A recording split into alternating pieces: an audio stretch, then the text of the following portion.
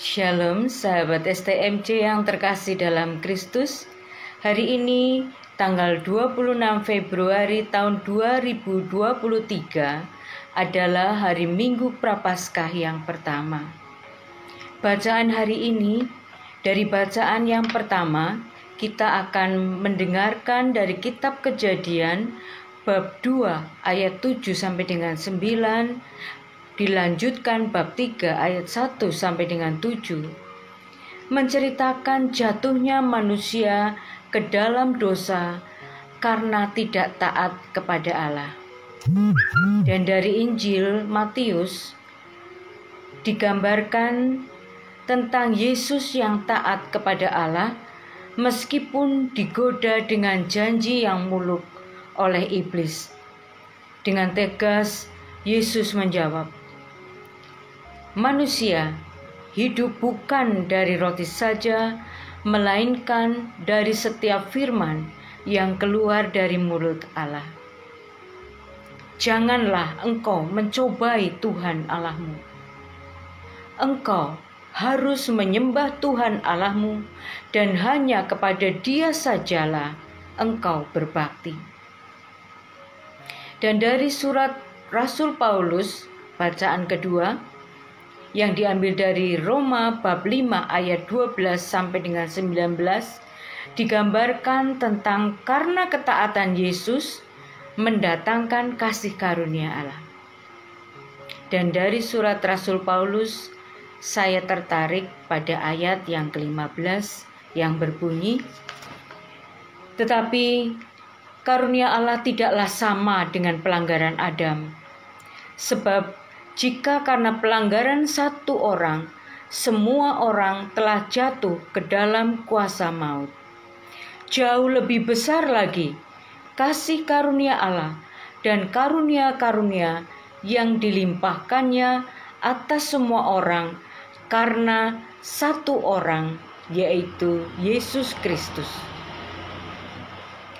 Sahabat STMJ yang terkasih dalam Kristus, godaan bisa dialami oleh siapa saja, terutama bagi orang yang lemah. Dalam kelemahan, manusia tergoda untuk memenuhi dengan melakukan banyak hal, dan yang belum tentu berkenan di hati Allah. Demikian juga dengan saya. Dulu saya pernah melakukan hal-hal yang tidak baik. Bagi saya, yang penting saya senang dan puas. Hingga pada suatu hari, Tuhan menyelamatkan saya. Pada waktu itu, saya mengikuti Sep. Dan pada saat itulah, Tuhan mengubah saya. Saya berani berkata tidak ketika hati saya ingin berbuat dosa.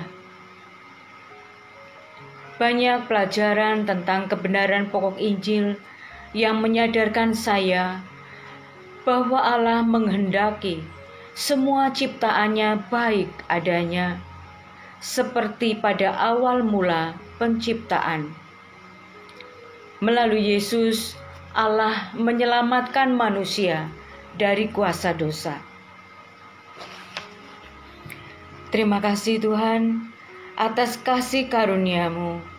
Semoga di masa Prapaskah ini aku semakin tekun untuk berdoa, untuk membaca kitab suci, mengikuti perayaan Ekaristi, mengikuti pendalaman APP, berani mengaku dosa, dan melakukan amal kasih.